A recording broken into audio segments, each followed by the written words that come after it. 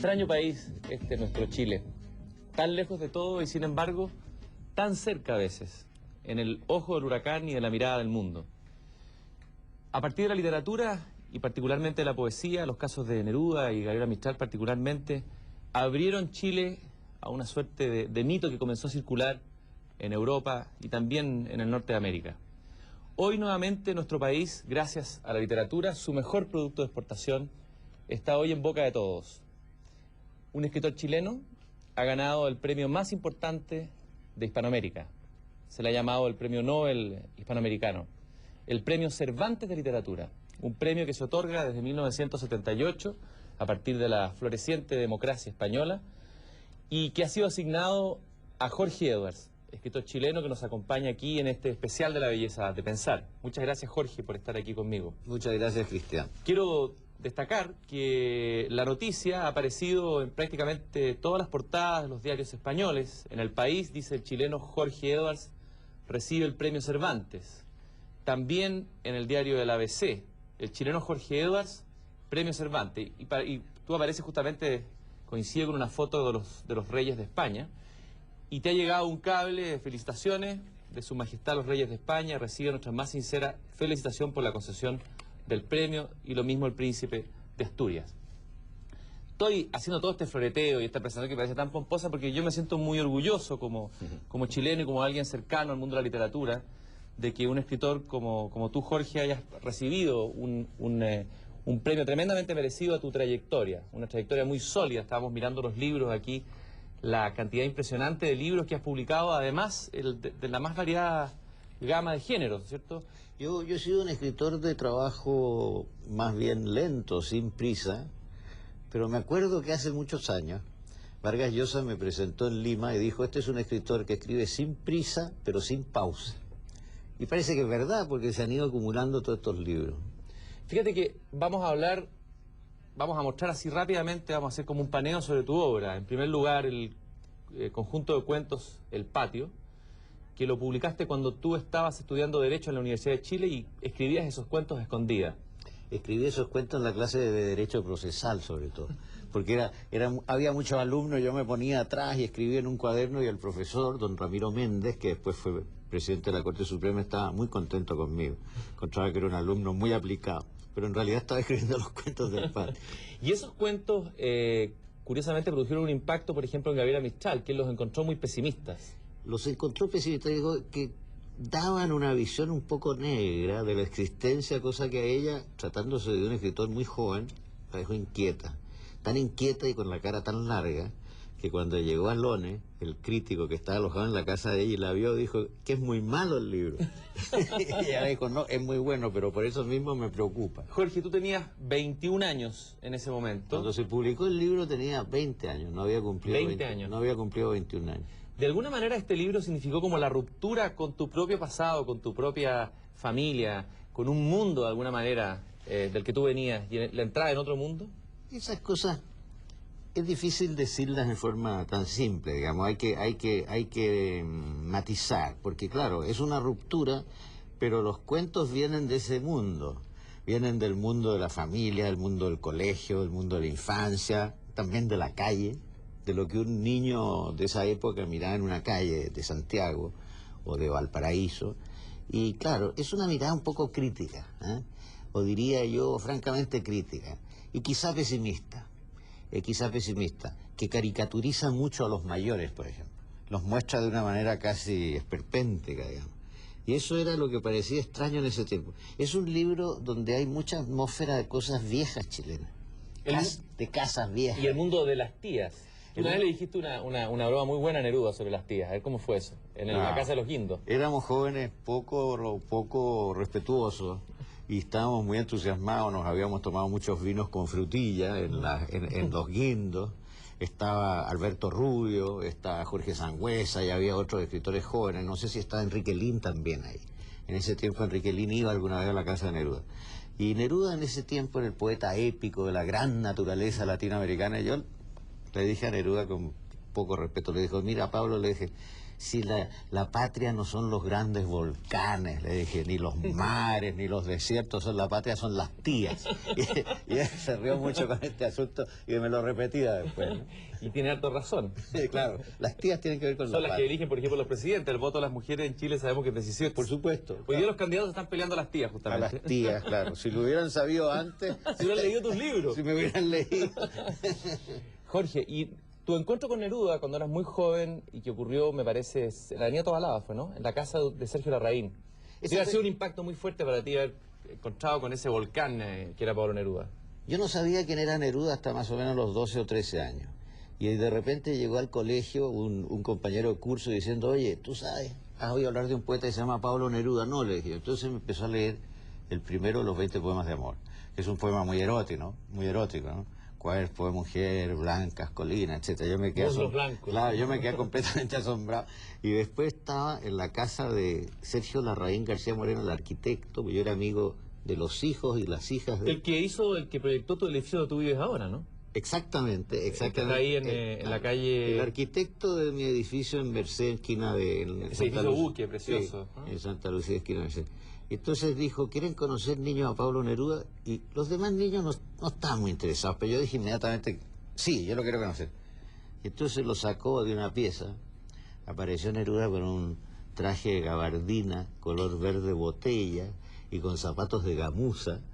Eran unas cosas que usaban los pijes del club de polo y del club de golf, pero él apareció así, con una voz nasal, y empezó a hablar. Y dijo algunas cosas sobre cuando él era estudiante y sobre el miedo que le tenía a las matemáticas y cosas de eso. Ahora, me imagino que encontrarse con Neruda no debe haber sido fácil en Chile. Mucha gente fue nerudizada o absorbida por el influjo de Neruda. ¿Cómo hiciste tú para ecualizar eso y mantener una relación? Era muy difícil, era muy difícil. Hay gente que fue nerudizada y otra gente que adquirió una especie de odio zoológico a Neruda. Y yo creo que sobreviví porque cuando conocí a Neruda yo ya no quería ser poeta. Ya sabía que mi destino no estaba en la poesía, sino más bien en la prosa narrativa. Entonces eso ayudó. Y la prosa que yo escribía tenía muy poco que ver con esa cosa telúrica, torrencial de Neruda. Entonces no había el peligro de un contagio literario, una cosa de ese tipo. Y Neruda era cariñoso con los jóvenes, sobre todo cuando no le daban picotones de vuelta, digamos, era cordial, y empezó a invitarme, yo empecé a ir. Al comienzo yo lo miraba como al gran maestro y lo trataba con timidez y con respeto, pero después la relación se... Y él te dijo algo que no sé si resultó profético o no. Te dijo qué difícil ser escritor y qué difícil llamarse Edwards y ser escritor en Chile. Es difícil en Chile, me dijo, ser escritor y llamarse Edwards. Eso fue lo que me dijo. Pero lo que hay es que él conocía muy bien el caso de Joaquín Eduardo Bello. Eran amigos. Y Joaquín Eduardo Bello lo había pasado muy mal. Cuando yo comencé a escribir, unas tías viejas, justamente, mi tía Elisa, lo cuento en una crónica de mi tía Elisa, que era una señora muy chica y con una nariz enorme. Tenía una nariz como de tucán.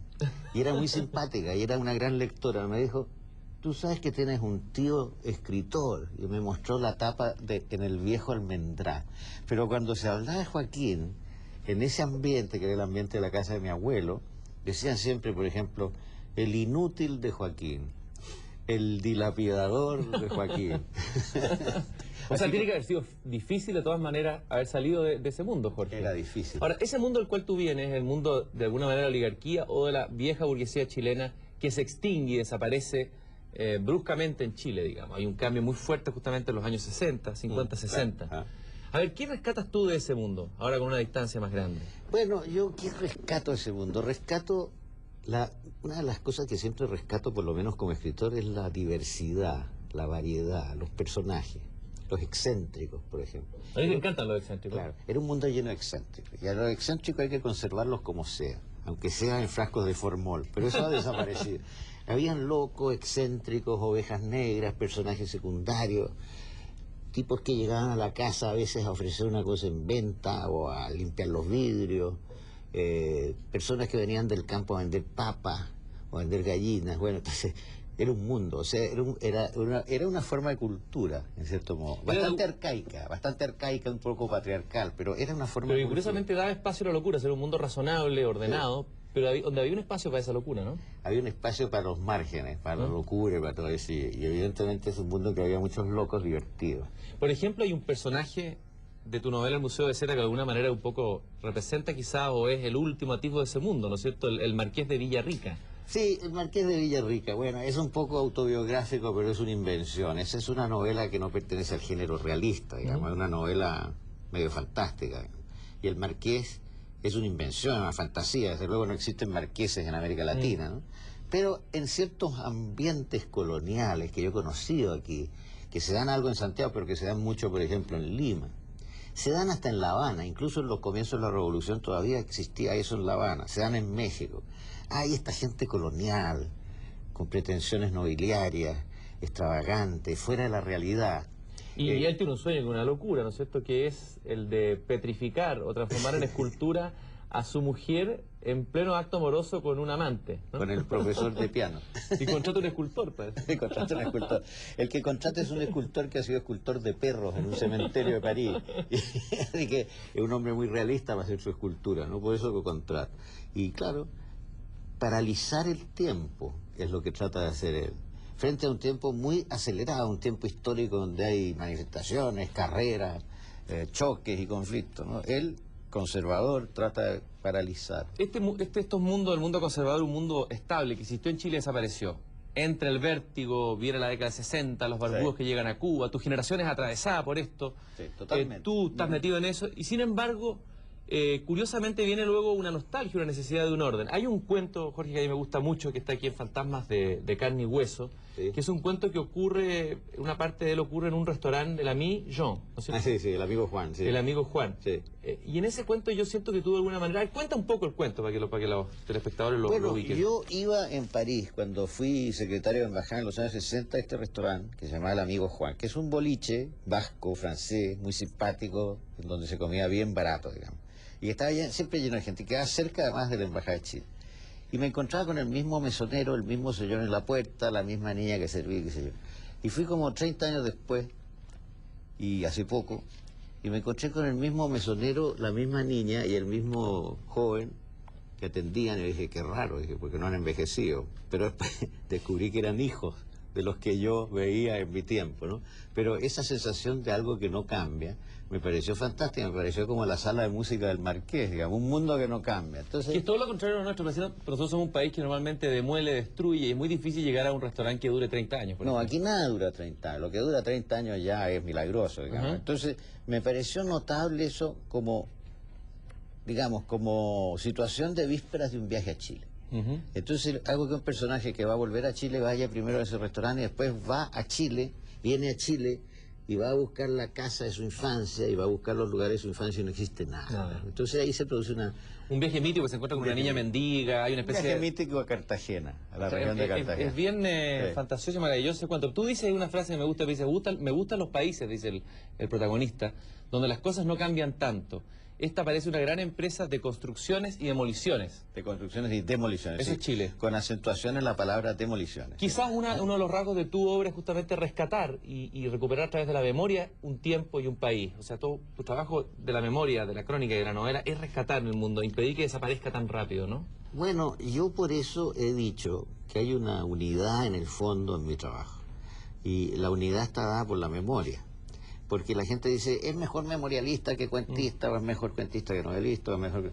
Yo digo, yo soy un escritor de la memoria, que a veces utilizo la memoria como ficción, como invención, para hacer fantasías literarias, como puede ser el Museo de Cera, o Los Convidados de Piedra, o El Anfitrión, y otras veces la utilizo para escribir mis crónicas o mis libros memorialísticos propiamente tales, como Adiós Poeta o Persona non grata. ¿Y cómo me desplazo de un género a otro? Bueno, según el tema, según la exigencia del tema. Mi libro, por ejemplo, Fantasma de Carne y Hueso, que has mencionado. ¿Por qué lo comencé? Un día iba a escribir una crónica sobre una periodista sueca que vino al plebiscito chileno y que tuvo un problema con la policía y que me lo contó a mí. Y cuando estaba empezando a escribir mi crónica pensé, esto es mejor como cuento que como crónica, porque además como cuento yo lo podía ficcionalizar, inventar alguna situación. Y me reservé el tema, escribí otra crónica sobre cualquier otro asunto y escribí el cuento. Y a partir de ahí saqué todos los cuentos de esa colección. Fueron un paréntesis en la escritura de mi última novela, porque mi última novela ya está escribiéndola cuando hice esos cuentos. Y uno de tus libros de memoria que me parecen más impecables y bellos y entusiasmantes es justamente Adiós Poeta, editado por Tusquí, ganó el premio Comillas. Sí, ahora hay que reeditar ese libro, ahora se agotó ese libro.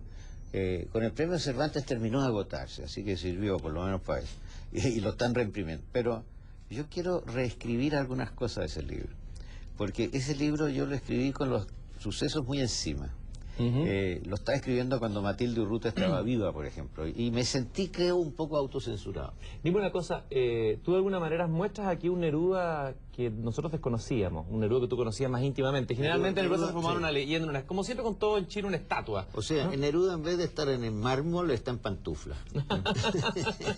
Y yo creo que es bueno que se muestre a los grandes personajes en pantuflas, digamos, ¿no? Otro elemento que me impresionó de Neruda, digamos, me interesó, era que tú venías de un mundo joven, muy ávido de lectura, muy intelectualoso, por decirlo así, ¿no? Muy interesado por la cultura. Y él, en cambio, tenía un cierto desprecio por los escritores culterosos o intelectualosos, o por la intelectualidad. Él desconfiaba, él tenía una reserva. Él pensaba que el exceso de intelectualismo y el exceso de inteligencia debilita la gran creación literaria, digamos, ¿no?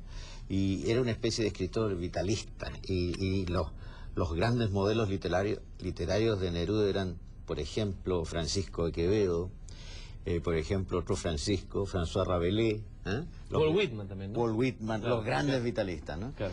Y cuando conoció a la gente de mi generación, cuando me conoció a mí, siempre decía medio en broma, estos jóvenes lo saben todo. Y creía que éramos unos verdaderos sabios, ¿no? Pero después también, con respecto a otros escritores amigos de él y de su tiempo, él tenía la misma actitud. Por ejemplo, con respecto a Louis Aragon, el poeta francés, que es un gran poeta comunista con toda una etapa estalinista antipática en realidad, pero gran poeta, pero al mismo tiempo gran conocedor de cosas, porque Aragón era un verdadero sabio en realidad, sabía de estructuralismo, de filosofía, de música, de etcétera, de semiótica, etcétera.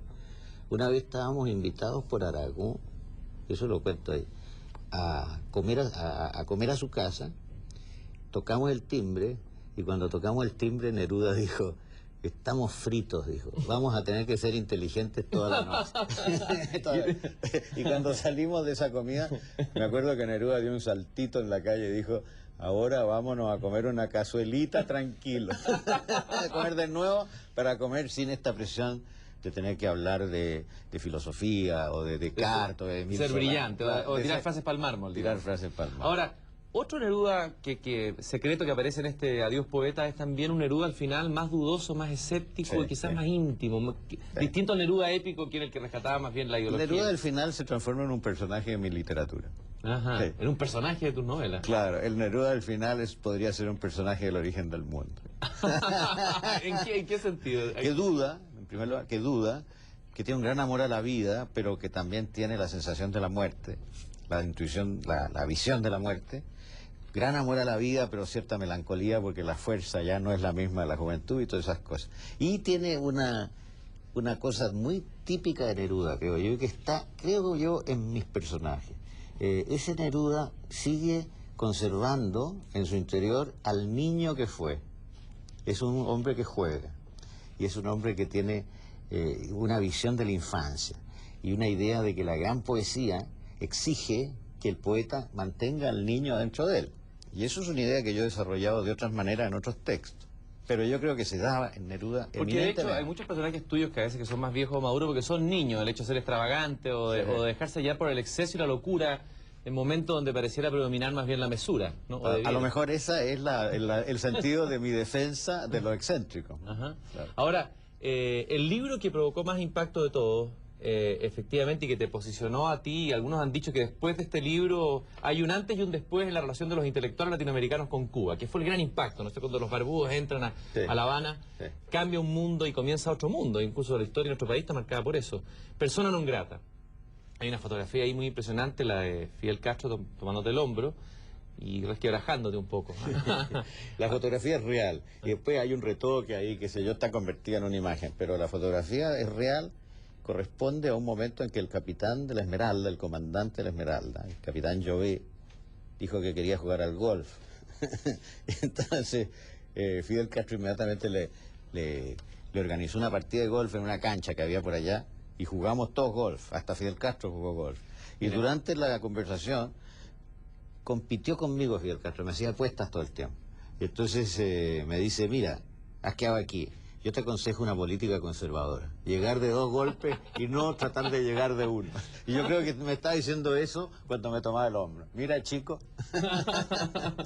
Qué simbólico ese consejo. Ahora, ese consejo también. ¿qué es lo esencial? ¿Por qué produjo tanto impacto al punto de que incluso el Julio Cortázar, que yo sé que tú quieres mucho, que todos queremos, te quitó el saludo, que incluso hay un escritor chileno que te colocó en la lista de los colaboradores de la CIA? Sí. ¿Por qué produjo tanto impacto un libro que leído hoy con la distancia no aparece sino como algo de sentido común? Hoy todos dicen lo que está dicho aquí en este libro. Hoy día pasó? todos lo dicen, pero en ese momento nadie lo decía. Esa es toda la diferencia. Yo estoy leyendo ahora, he leído en estos días algunos libros sobre Cuba, porque tengo que hacer un nuevo prólogo para ese libro. Entonces he querido refrescar mis cosas. Estoy leyendo en este momento la novela de Roberto Ampuero, por ejemplo, Mis años verde olivo. Dicen cosas mucho más graves, mucho más escabrosas y muestran un cuadro mucho más tenebroso que el que muestro yo, porque yo rescato muchas cosas de lo que estaba pasando. Pero en ese tiempo no se usaba. La moda intelectual era absolutamente otra. Y cuando yo publiqué el libro, pasé unos 15 días un poco asustado, esa es la verdad. Tanto que mi editor, Carlos Barral, que también fue muy presionado, me llamó un día y me dice, ¿cuál es tu segundo nombre de bautismo? Y yo le dije, mira, tengo entendido que me bautizaron Jorge de Dios. ¿Y cuál es tu segundo apellido? Valdés. Entonces me dice, y en adelante cuando hable contigo, te llame a ti, voy a llamar a Dios Valdés, para disimular. Ahora, es impresionante porque tú en el fondo quedaste en una situación muy incómoda. Viene el golpe de Estado, tú habías apoyado al gobierno de Allende, Claro. te vas de Chile y estás como en un exilio dentro del exilio. Esa es la verdad. Tensionado entre esas dos... Esa es verdad, pero esa es una situación mala para muchas cosas, pero buena para la literatura. Yo me quedé en una soledad relativa, porque era una soledad con buena compañía, con buenos amigos que me apoyaron y que me solidarizaron conmigo, así que yo creo que fue una situación bastante buena. Fue una situación incluso ideal. Tuve algunos bloqueos literarios fuertes, ¿eh? En editoriales, por ejemplo, en Alemania, en lugares así, tuve unos bloqueos feroces.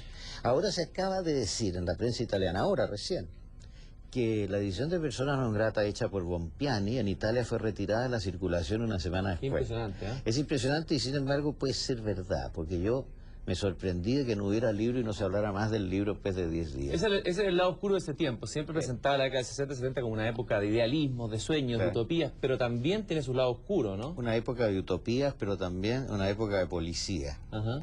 Eso existía. Y Neruda me dijo una vez en París, me dijo, nosotros tenemos que evitar llegar al policial socialismo, en los comienzos del allendismo. Así que esa cosa era real. Había una punta de iceberg visible, pero debajo había cosas que Ahora, no se podían curiosamente, calcular. Neruda parece que era más crítico en la intimidad con el sistema socialista real que lo que decía públicamente. Por supuesto, porque Neruda era un disciplinado. Y él decía, yo no puedo ser independiente. Yo no nací para independiente. Pero en privado, claro, hablaba. Y él, cuando yo le contaba lo que había pasado en La Habana, me decía, lo que pasa es que en privado, y en esos hoteles, y con un par de whisky, y con amigos de ahí, que del lugar, y que conocen las cosas que realmente pasan, se hablan muchas cosas, me decía. Pero no tienen derecho a sacártelos después, a sacártelos al relucir, las cosas que te escucharon por un micrófono, digamos. Hay un episodio final cuando los militares llegan a la casa Neruda en Isla Negra. Me gustaría que la contaras de nuevo, porque ha sido muy contada, pero parece que fuiste tú el primero que la contaste o la dijiste. Esa escena me la contó Matilde Neruda a mí. Matilde me contó que estaba Neruda dictándole precisamente el capítulo sobre Salvador Allende de sus memorias, de Confieso que he vivido. Esto de septiembre de 73. Septiembre, pocos días después del 11 de septiembre. Neruda está en cama en la Isla Negra, en su dormitorio, que ahora se visita y qué sé yo, y en ese dormitorio se ve toda la empalizada que hay y la playa, todo el límite de la propiedad de Neruda y la playa. Y entonces dice Matilde que detrás de la empalizada empezaron a apostarse soldados, muy armados, digamos, y que después tocaron el timbre y entraron, y que un oficial, muy educadamente, según Matilde, de una manera muy cortés, se acercó, preguntó por Don Pablo, entró al dormitorio y le dijo, Don Pablo, si quiere, para no molestarlo, revisamos el resto de la casa y después revisamos su pieza. Y Neruda le dijo, no, para no molestarme haga todo lo contrario. Comience por mi pieza y yo después me quedo tranquilo y usted sigue contando. Y dice que el oficial con 2 soldados empezó a revisar y Neruda le dijo, mire, busque todo lo que quiera. Aquí hay una sola cosa muy peligrosa para usted. Y dice que el oficial pegó un salto cuando él le dijo eso. ¿Qué cosa? Y Neruda le dijo, la poesía. Eso es el asunto. ¿Tú crees que la literatura, en ese sentido la poesía, el cuento y la narrativa, es peligrosa? ¿Y en qué sentido? Es buena la pregunta. Según Neruda era peligrosa, ¿no? Y yo creo que es peligrosa. O sea que el orden tiende a defenderse de la literatura. El orden rígido, ¿no? El orden anticuado, el orden estático, tienden a defenderse. Y por eso hay todas estas reacciones, digamos. El inútil de Joaquín, el matarratas que iba a ser yo, etcétera, etcétera, etcétera. Esto lo conocí en mi experiencia personal. Si tú lo lees en la historia literaria, la relación de Flaubert con su papá, la relación de Proust con su familia, etcétera, es un viejo tema. Pero eso significa que hay un peligro en la poesía y en la literatura, pero al mismo tiempo hay una necesidad. Porque las sociedades humanas comienzan desconfiando mucho del escritor. Y siempre hay una actitud reticente frente al escritor. Eso lo he escrito en mi crónica. Los hombres del centro de la cancha, digo yo, a estos tipos que están en los rincones, no los miran en forma distraída, pero no amable, ¿eh? Con cierta sospecha. Pero al final la sociedad al que más le rinden homenaje es al hombre que ha usado el lenguaje, porque la vida social está hecha de lenguaje. Tú incluso recomiendas ahí en uno de tus artículos de este conjunto de crónica del whisky y los poetas que ojalá los políticos leyeran más poesía y más cuentos. Sí. No estaría muy bien. No estaría mal. Y si los poetas estudiaran un poco de economía, tampoco estaría mal. Eso era Pound. Sacaba un billete de $1 del bolsillo y le preguntaba a los jóvenes poetas, ¿usted sabe lo que es esto? Bueno, un billete de $1. Decía, no, pero explique, ¿por qué se le paga $1 cuando uno presenta este billete? Ahora, es fácil, o sea, normalmente se ha dicho que la poesía es muy importante, que permite una mirada distinta a la realidad. Tú rescatas el cuento como género, y en eso quiero decir que una de las razones de este premio Cervantes es que tú has cultivado ese género quizá un poco olvidado, ¿ya? Sí. Hoy es más, viste más escribir novelas. Los editores tienen una enorme desconfianza del cuento, los editores. Pero yo creo que no interpretan bien a los lectores. Porque cuando hay una buena colección de cuentos, los lectores la leen. La prueba está en Borges, en Rulfo, en fin. Borges, Rulfo, muchos otros. Así que yo diría lo siguiente, el cuento es el gran género incomprendido hoy día. Porque la poesía se sabe que se vende poco, pero de repente algún gran poeta vende 1 millón de ejemplares. Así que el gran incomprendido de los géneros es el cuento. Y es el más ligado a la infancia, de lo que hablamos recién. Es muy ligado a la infancia y es muy ligado a la estética en su forma más refinada, ¿no? Es ligado a la música. El cuento es como una buena sonata, por ejemplo, ¿no? Así como la novela es una gran sinfonía. Es una sinfonía que puede ser hasta coral de repente, y tiene algo de ópera. Pero el cuento es una buena sonata. Es un género de precisión, de atmósfera, de desarrollo rítmico, que tiene un comienzo, puede tener un segundo movimiento más lento y un final, que tiene que resumir la historia. Así que es un gran género. Yo sostengo mucho el cuento y yo observo que hay grandes cuentistas contemporáneos que están siendo muy leídos, porque en América Latina Borges, Rulfo son enormemente leídos. Y en el mundo contemporáneo europeo, Isaac Dinesen, por ejemplo, enormemente leída. Muchos de los cuentos de ella, como La fiesta de Babette, por ejemplo, llevados al cine. Maupassant es muy leído y está siendo muy llevado al cine en la Francia de hoy. Así que en España hay también algunos cuentistas ahora, y es un país donde generalmente había pocos cuentistas. Había cuentistas medievales, ¿no? Pero en la España moderna pocos cuentistas. A propósito de España, hablemos un poco de los españoles. Tengo la impresión de que entre los escritores chilenos tú eres uno de los que más se ha preocupado del lenguaje, no en el sentido normativo o ridículo de las normas que dicta la Real Academia de la Lengua, sino de escribir en un buen español y de trabajar el lenguaje como un material fundamental en la literatura. No diría yo escribir en un buen español, yo diría otra cosa, sacar partido del instrumento que es el lenguaje. Y usando el chilenismo, usando formas que en España pueden ser chocantes y todo eso. Pero a mí me ha gustado el uso de la palabra, y desde chico. Porque yo comencé a escribir cuando comencé a leer a grandes poetas españoles, digamos, como Quevedo, como San Juan de la Los Cruz, clásicos, ¿no? los clásicos, ¿no? Ujú. Empecé a leer esas cosas y terminé escribiendo poesía y me pasé a la prosa. Y después pasé a leer a ingleses y irlandeses y alemanes y toda esta historia, pero he mantenido mi afición a la literatura castellana, digamos, escrita en su idioma, tanto en América como en España. Por ejemplo, cuando yo era un poco más que un adolescente, yo descubrí a muchos autores latinoamericanos que nadie leía, absolutamente nadie en este país. Por ejemplo, Alejo Carpentier, no era leído por nadie. Yo escribí sobre Alejo Carpentier como el año 50 y tantos en el Mercurio, en el suplemento dominical. Escribí sobre Miguel Ángel Asturias, por ejemplo, en ese tiempo. Así como también escribí sobre Fernando Pessoa, el portugués, que no lo conocían. Y que hoy está de moda. Que hoy está de moda. Claro. Así que había, por mi lado, por lo menos un interés en el idioma. Muchos escritores contemporáneos míos eran lectores de traducciones. Y se les notaba, yo encontraba que se les notaba en la escritura, no voy a dar nombre, pero se les notaba en la escritura. El que, en cambio, dos escritores que después se han desarrollado extraordinariamente, ¿no? Eran grandes lectores de la literatura en castellano, que eran Vargas Llosa, que era lector de los franceses, pero también lector de las novelas de caballería, Claro. y el Quijote. El Tirando Blanc, ¿no? Claro, y García Márquez, que era un lector del Quijote. Y se les nota, ¿eh? Claro, Se y nota se les nota. Ahora, curiosamente, pareciera que el impacto más grande para los narradores hispanoamericanos, más que la literatura española, haya sido la literatura norteamericana. Pareciera que los anglosajones saben narrar mejor, ¿no? No, nosotros descubrimos de repente la gran literatura anglosajona y sobre todo, yo diría, Henry James, Hemingway, Dos Pasos, William Faulkner, y sobre todo William Faulkner. Y ese fue un descubrimiento extraordinario, porque era una manera de narrar diferente. Era una manera de narrar en que la complejidad del suceso, de la memoria, del pasado entraba de una manera poética, además. Así que eso a mí me fascinó. De chico yo escribí una novela faulkneriana, pero tan asquerosamente faulkneriana que la tiré a la chimenea. ¿La quemás? La quemé. Pero estábamos totalmente contaminados por esa prosa mágica, ¿no?, de Faulkner. Ahora, ¿es cierto que tú te encontraste casualmente y así en un segundo con William Faulkner? A ver, cuéntanos. Exactamente. ¿Cómo fue eso?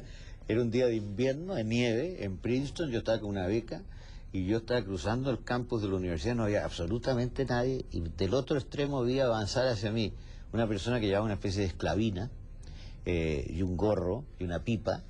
Y cuando estuvo a poca distancia este señor, yo lo miré y dije, si es William Faulkner, no podía ser otro, era idéntico a William Faulkner, muy chiquitito, me llamó la atención por lo chico que era William Faulkner. Después llegué y le dije a mis amigos, vi a William Faulkner, acabo de ver a William Faulkner, creyeron que era un cuento que me había vuelto loco repentinamente.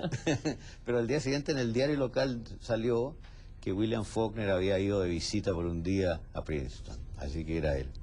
Junto con este referente de lo español, de lo anglosajón, también el mundo francés para ti ha sido tremendamente importante, la literatura francesa y la cultura francesa. Cuéntanos un poco de ese Jorge Edwards que llega el año 62, bastante más pobre que ahora y mucho más de lo que va a hacer ahora con el premio Cervantes, a París. Bueno, ¿Cómo era ese tiempo ese París? Yo fui un devorador de libros y de literaturas, y también te podría hablar de mi relación con la literatura rusa y con la literatura alemana, pero en fin. Pero quizá mis literaturas centrales han sido la española en el sentido de la lengua, no de España solamente, la anglosajona y la francesa. Y ya además me da vergüenza decirlo, porque yo me eduqué de niño en un colegio que hoy es de mujeres, pero entonces era mixto, que es la Maisonnette. fui alumno de la Maisonnette. Así que sabía un poco de francés y lo recuperé en París. Bueno, y ese París fue fascinante, claro. Era un París muy diferente. Era un París en que empezaba a pasar la estrella de Jean-Paul Sartre y Simone de Beauvoir, y en que había muerto hacía poco Albert Camus. Pero Albert Camus empezó a convertirse en una gran leyenda. Y entonces uno leía El extranjero, leía, qué sé yo, los ensayos de Camus y todo eso, y el teatro, una pasión extraordinaria. Y era un París en que comenzaba la gran explosión, digamos, de la crítica literaria moderna, en general. Formalista, estructuralista, semiología, etcétera, etcétera. Yo, por ejemplo, fui a cursos en la Sorbonne de Roland Barthes, que era un profesor absolutamente fascinante, difícil, porque usaba mucho el latín, por ejemplo, yo no sabía latín, pero era un profesor. Había un ambiente de pensamiento literario realmente muy interesante, pero al mismo tiempo la novela como que se veía medio asfixiada. Es decir, parecía que la gran creación se estaba dando en la crítica más que en la novela. Yo por lo menos leía con bastante dificultad los de la nueva novela, Rob Grillet, todos esos tipos. Pero al mismo tiempo yo en París respiraba la atmósfera de Proust, de Balzac, de Flaubert, qué sé yo, y me metí mucho en esas literaturas. ¿Y tú de alguna manera en tu vida has jugado como un rol de puente entre mundos distintos? ¿Es verdad que tienes esa obsesión de juntar a lo mejor aquellos personajes que son injuntables? Lo hiciste con Pablo Neruda y Enrique Lin, que se odiaban, pero parece que Enrique Lin echó a perder la comida en la mitad de la noche. Se siguieron odiando. Yo creo que se odiaron más después.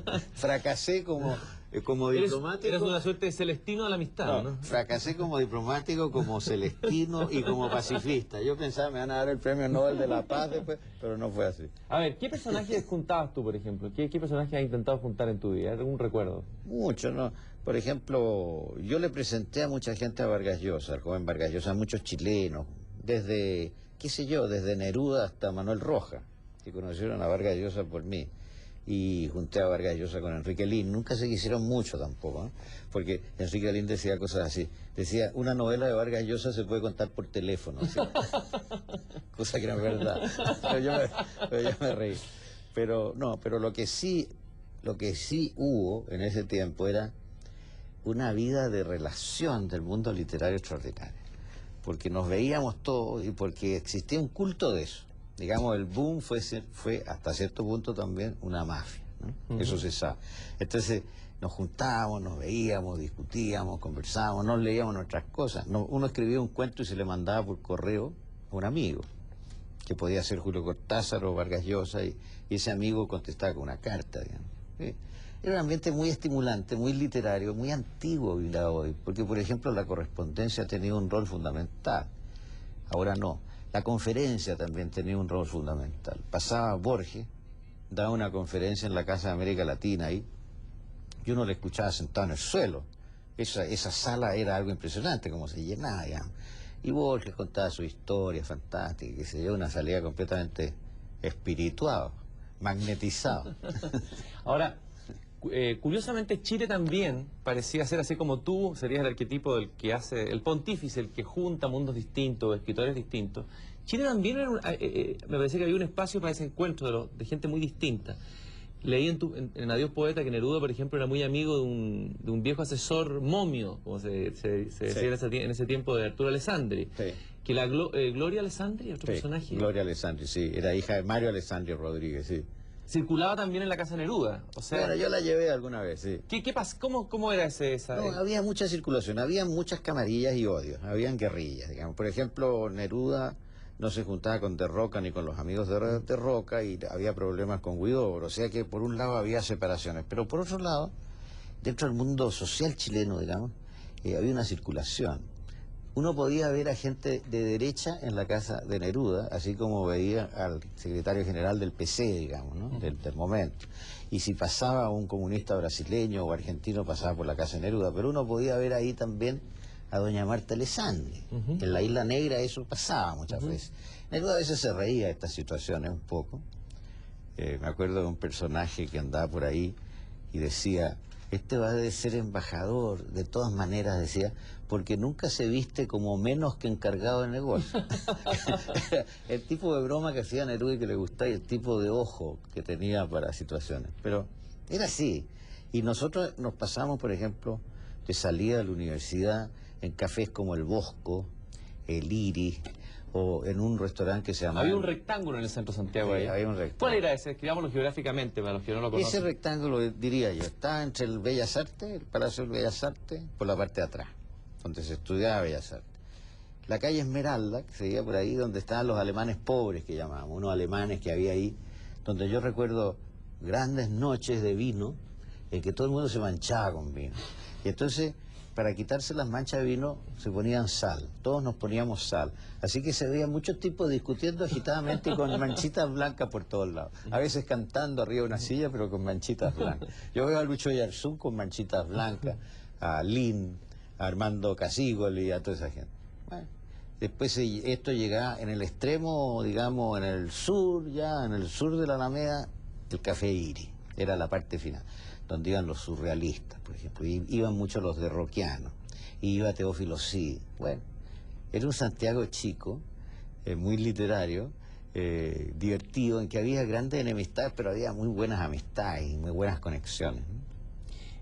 Teófilo Cid te recomendó o recomendaba un plato de erizo que servía en un hotel en Cartagena, ¿no? Sí, sí, sí, esa es una broma literaria, sí. ¿Sí? Sí. Porque el personaje tuyo llega a ese hotel que ya no es... Es una broma literaria, sí. Pero lo que se hacía, Teófilo Cid, que pedía una panera y pedía abundante cauceo y vino tinto, y esa era la comida. Pan con cauceo, vino tinto. ¿Cómo sobrevivió una generación tan alcoholizada? Bueno, algunos De una no. bohemia tan desatada. Bueno, muchos murieron. Ujú.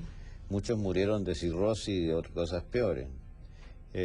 Otros tuvieron buena salud y sobrevivieron, y otros se cuidaban algo. Yo creo que yo me cuidé en el fondo algo. Así que todavía estoy aquí. En el libro El origen del mundo, tu última novela, porque tengo entendido que vamos a hablar de esa que estás, creo que enviando a la prensa ya, prácticamente terminada. En El origen del mundo, de nuevo estamos en París, y son personas que también como tú han sufrido la parisitis. Son como los últimos chilenos, como los restos que quedan en París. Es una novela un poco más melancólica, diría yo, con un dejo de tristeza, de... Quizá, pero también hay una desmesura de ese personaje viejo y una locura, ¿no? Así que melancólica sí, pero hay una reivindicación de lo vital hacia el final de la novela, ¿no? Cuando el hombre ya como que supera su trauma, sus celos y su historia. Así que no sé si yo diría que esa novela es melancólica, pero lo que sí tiene esa novela es lo siguiente. Esos personajes son personajes que vienen de la política, del exilio político. Y resulta que sus ilusiones han quedado más o menos tambaleándose. Se ha caído el muro de Berlín, ha fracasado el allendismo, ha fracasado el comunismo soviético, digamos. Entonces, como que los fantasmas subjetivos, personales, los celos, el amor, esas cosas, vuelven al primer plano. Por eso es una novela, esa novela es una novela, es lo más español que yo tengo, quizá a pesar de que transcurre en París. Porque hay una novela de Cervantes que se llama El viejo celoso, y esa también se podría llamar El viejo celoso. Y hay una novela intercalada en El Quijote que se llama El curioso impertinente. Sí, El curioso impertinente. Esa novela también se podría llamar El curioso Y impertinente. además de español está el espíritu y las citas de Séneca. Claramente hay una relación. Seneca. ¿Por qué escogiste a Séneca y qué Primero, Séneca, que es un clásico latino, es muy español y ha influido mucho en el pensamiento español. Era nacido en Córdoba, ¿no? Era un latino hispánico, nacido en Córdoba, con una visión muy sobria, muy digna y un poco socarrona. Y un poco escéptica. Y un poco escéptica de las cosas, al mismo tiempo muy humana. Coincide el pensamiento de Séneca con el pensamiento cristiano en muchas cosas. Él es contemporáneo de Jesucristo, por lo demás. Y a mí me pareció lo siguiente, me pasó lo siguiente. Yo estaba leyendo otras cosas. Yo estaba trabajando intensamente en la UNESCO en cuestiones muy burocráticas. Y estaba escribiendo mi novela larga. Y salí de vacaciones. Digo, para las vacaciones pensé, quiero hacer otras cosas, quiero cambiar. Voy a cambiar de lectura y me llevé a Séneca, las cartas esas, a las epístolas a Lucilio. Voy a cambiar de música, dije, y me llevé música para piano solo de Rachmaninoff, sobre todo una obra que se llama Estudios Pinturas. Tabló, que es muy bueno. Y además que es un comentario de pintura hecho en música, y esto es un comentario de pintura también, pero hecho en literatura. Y voy a llevar, pensé, un tema para un cuento. Y me llevé este tema que era para un cuento y se convirtió en una novela. Así que lo que iba a hacer yo en una vacación de 20 días, lo terminé haciendo como en 10 meses. Un paréntesis largo. Fíjate lo que dice Séneca, tú lo citas acá, dices en la carta a Lucilio, son más, Lucilio, las cosas que nos atemorizan que las que nos atormentan. Y sufrimos más a menudo por lo que imaginamos que por lo que sucede en realidad. Fíjate que yo estaba relacionando un poco lo que ha pasado en Chile y con la historia latinoamericana. Sí. Da la impresión de que tantas cosas que movieron pasiones, que produjeron heridas, Eran cosas mentales. Y quedó la realidad, el peso de la realidad. Eran miedos, eran fantasmas y toda esa historia, claro. Y eso mueve el mundo. Y eso, claro, es la esencia del problema de los celos, así que mueve también las relaciones más íntimas. Así que eso fue. Séneca lo usé como un contrapunto para el texto. Así que Séneca es parte del texto, en realidad. En un concepto moderno de la literatura, ese Séneca también es parte del texto. Es un contrapunto con el viejo de esta novela, que está muy fuera de sí. está muy desarticulado, inquieto, no puede estarse tranquilo. Ha sido un hombre tranquilo y de repente está completamente enloquecido. Y Séneca, en cambio, es un filósofo de la tranquilidad, de la serenidad, etcétera. Pero está muy metido Séneca en el gran pensamiento español. A mí me parece muy bonita esa relación de Séneca con Quevedo, por ejemplo. Está en Cervantes también. Tu mirada del mundo, esta tal vez una mirada senequiana, irónica, distante, un poco sabia, Puede que sí, puede que sí. tranquila. ¿Qué te Puede fue que Neruda que tú tenías que escribías tranquilo? Hay dos personas que han observado mi tranquilidad como, Sí. como una cosa que me Eso caracteriza. es curioso. Sí. Hay dos personas. Ujú.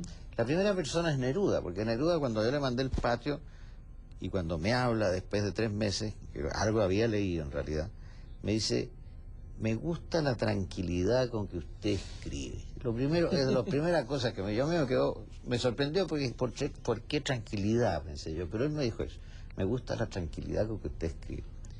Y después, cuando tuve esa larga conversación con Fidel Castro en la víspera de mi salida de Cuba, yo no había pensado en esta relación, es la primera vez que pienso.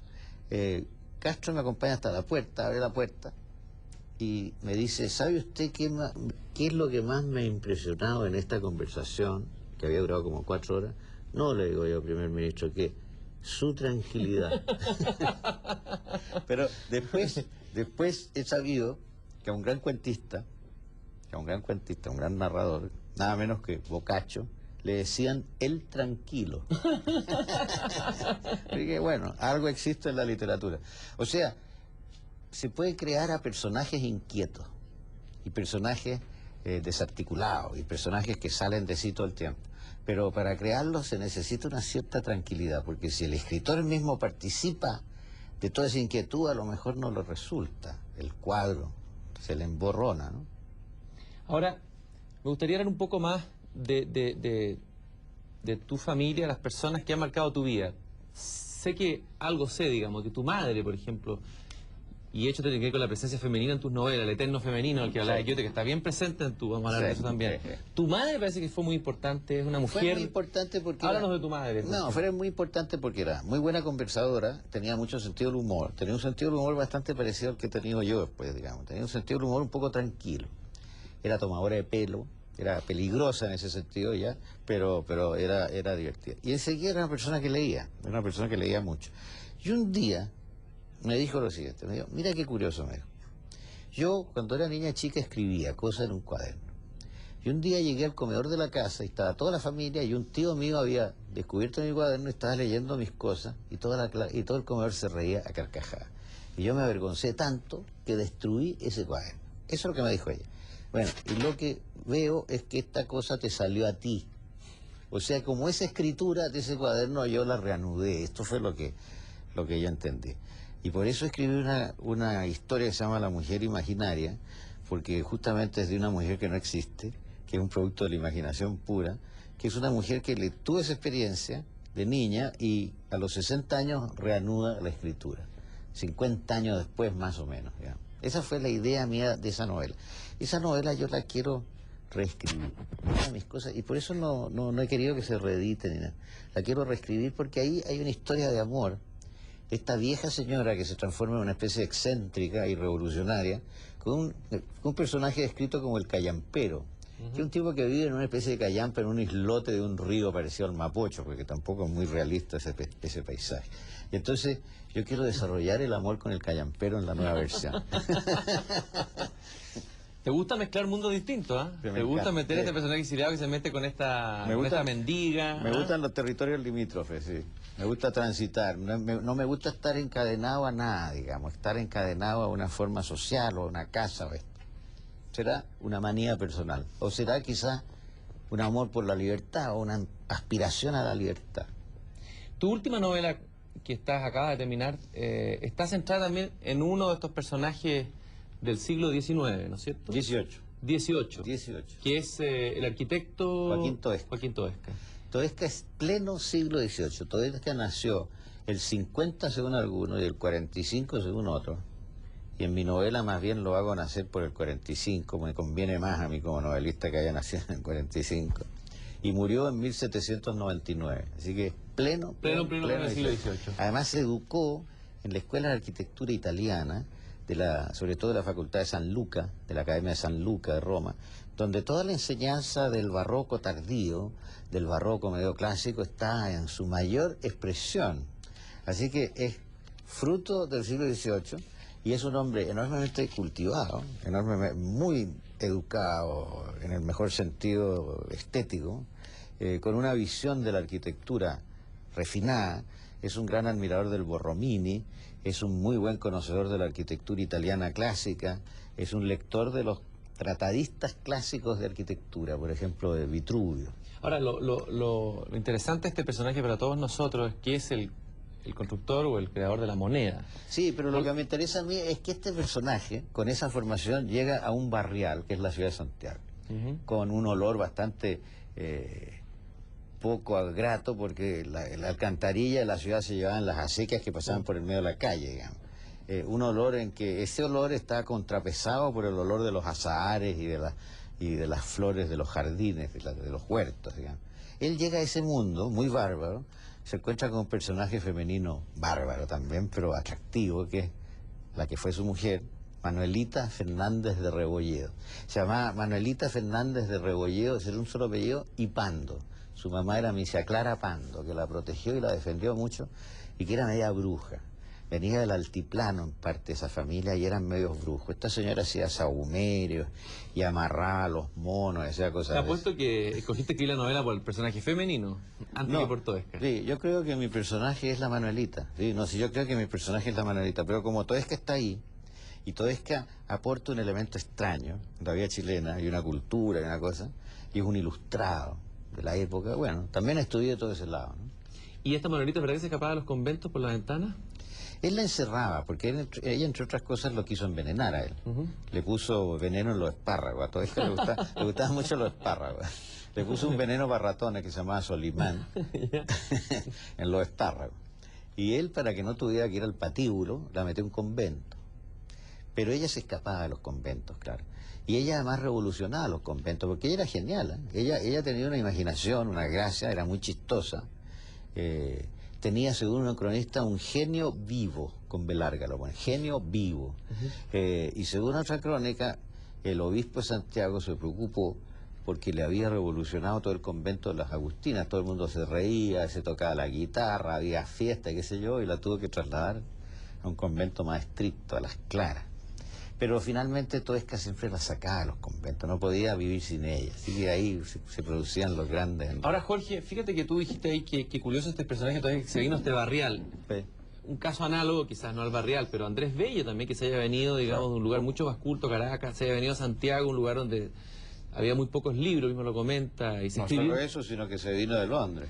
Y de Londres. Y fíjate que otra cosa tú, que podrías haberte quedado a vivir en España, afuera, en un mundo donde a lo mejor tenías más feedback, más salida acá. Vuelvo al barrial. ¿Qué es lo que hay en este barrial, en este horroroso Chile que dice Enrique Lin? ¿Qué es lo que hay? ¿Qué es lo que hay aquí? Bueno, es lo de uno, el mundo de uno. Hay cosas bellas, hay cosas tiernas, hay cosas que conmueven, hay cosas divertidas, hay de todo.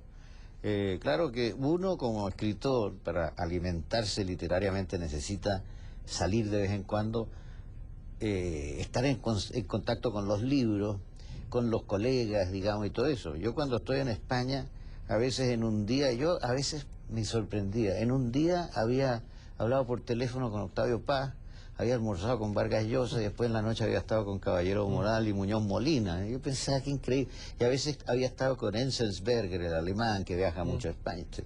Bueno, y aquí estás lejos de la información, estás lejos del verdadero debate intelectual, con excepciones, claro, y estás siempre con dificultad para conseguir los libros.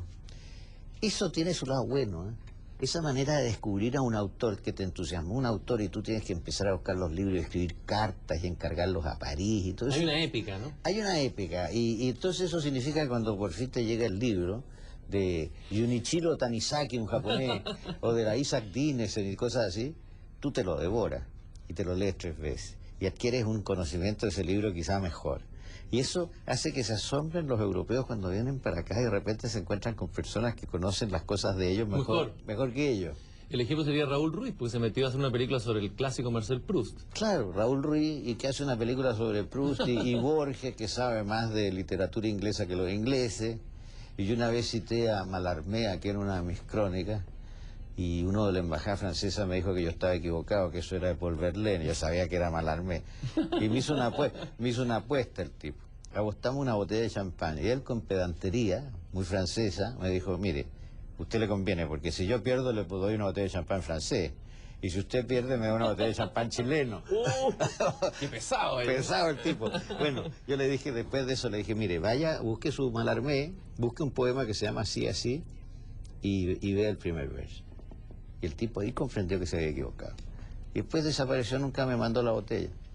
Oye, Mallarmé dijo, la chair est triste, hélas, et j'ai lu tous les livres. La carne está triste y he leído todos los libros. Ese es el verso que yo cité, que es lo más conocido del mundo. Ah, es ese, justamente. Ese es el verso que cité. Y la Fourcade dijo que lo había traducido mal, la Fourcade, que sabe tanto francés como yo chino. Y este funcionario dijo que no era de Mallarmé. Quiero agarrarme esa frase. ¿Tú sientes un poco eso a estas alturas del partido, de este partido de tenis o de esta vida? Yo sé que tú eres muy buen tenista, además. Es un tenista imbatible, Jorge. Tiene una fama impresionante. Pelotas difíciles. No es verdad, no es verdad. Soy experto en pelotas difíciles. No, soy bueno entre tenistas malos. Bueno, ¿estás de acuerdo con esa frase de Mallarmé? ¿Te sientes así? ¿La carne está triste ahí y he leído todos los libros? No, no, en absoluto, porque yo siento los libros que no he leído, tengo una gran conciencia de la enormidad de cosas que no he tenido tiempo de leer, y cada cierto tiempo digo, me gustaría pasar una vacación y leerme estas 4 novelas de Dickens que no he leído, por ejemplo. Así que no, no me pasa eso. ¿Y la carne no está triste? Todavía no. Jorge, yo realmente te quiero agradecer tu presencia aquí en La Belleza de Pensar. Estamos muy contentos, de verdad, todos los que te conocemos y te apreciamos y te admiramos, por este premio merecidísimo, el premio Cervantes, que es casi como un Nobel, no tan importante como el Nobel, y que además llega en un momento político interesante. Tú parece que estás siempre colocado en circunstancias político-literarias, ¿no? ¿Cómo se llama? Me ha tocado vivir en una época de convulsiones, de crisis, de cosas. Fíjate que en este momento el senador Pinochet está en Londres a punto de ir a España. Tú te ganas el premio Cervantes en España y estamos en una elección presidencial en Chile donde hay una suerte de empate catastrófico. ¿Cuál es tu visión desde la mirada tuya, digamos, que no es la mirada de un político de Chile? ¿Es optimista o pesimista? Bueno, esto que hay un relativo empate a mí no me aterroriza como alguna gente del mundo de Lagos y del mundo de la centroizquierda. No me aterroriza en absoluto, me parece que es un signo, de cierto modo, de vitalidad del país. El país eligió sin mucho prejuicio ideológico, eligió a las personas y eligió el que le gustó más y se acabó. Lagos igual ganó, también se le olvida eso a la gente. Yo creo que en la segunda vuelta las cosas se van a decantar, qué sé yo, se van a normalizar bastante. Pero no me parece mal que hayamos podido hacer una gran elección con una alta participación, con casi 8 millones de personas votando, que no haya habido un conflicto el día de la elección, que los resultados se hayan dado a las 2 horas. Yo encuentro que son cosas difíciles. Se dice que este Chile era más aburrido que el de tu tiempo. Hay una nostalgia de mucha gente que no vivió ese tiempo. ¿Lo encuentras más aburrido y tal vez mejor? ¿O es mejor que un país sea aburrido que...? Está de moda decir que Chile es muy aburrido. Pero yo no siempre hago la crítica a las modas. Yo encuentro que no es tan aburrido. Yo creo que a veces el aburrimiento está en uno, digamos. Que hay que tratar de no aburrirse. El Chile antiguo no sonaba muy aburrido, pero tenía limitaciones muy grandes. Ahí sí que no llegaban los libros, y ahí que sí que se sabía poco, y que costaba mucho viajar y toda esta historia. Y cuando llegaba un extranjero, llegaba una vez al año más o menos y casi se lo devoraban al pobre extranjero, porque realmente se lo devoraban literalmente, ¿no? Por la necesidad de aferrarse de algo que venía de afuera. Hay anécdotas muy divertidas a ese respecto que ahora no hay tiempo de contar. Pero el Chile de hoy es más cosmopolita. El Chile de hoy se ve a gente a cada rato. Yo el fin de semana estuve comiendo y conversando amablemente con Jack Lang, por ejemplo, que es un personaje... Ministro de Cultura de Mitterrand, sí. Claro, un personaje importante de la cultura francesa, y eso pasa a cada rato. Y además uno agarra el teléfono y habla con este y con este otro. Después del premio Cervantes en la noche me llamó Vargas Llosa y estuvimos conversando a largo rato. Me dijo que me tenía que contar la votación, todavía no me la ha contado, que fue muy divertida, me dice, y toda esa cosa. Así que, tiene sus ventajas, tiene sus inconvenientes. La modernización tiene lados feos y destructores, y hay que estar vigilante nomás. ¿Cuáles son tus planes? ¿Tú vas a recibir cuándo el premio Cervantes? ¿Dónde lo recibes? ¿Cómo es esa ceremonia? Cuéntanos un poco. Tradicionalmente se da el día 23 de abril, que es el día del idioma, y es el día de la muerte de Cervantes. Entre paréntesis, el día de la muerte de Cervantes y de la muerte de Shakespeare y de la muerte de un gran escritor latinoamericano. Entonces se ha descubierto después, de el Inca Garcilaso de la Vega. Claro, también murió ahí. Bueno, y es el día de mi santo, además, porque el día de San Jorge. Que habrá mucha coincidencia. Bueno, y San Jorge derrotó al dragón, ¿eh? Claro, y entonces, sí, Neruda me dedicó un libro diciendo a Jorge que derrotará al dragón. Bueno, espera.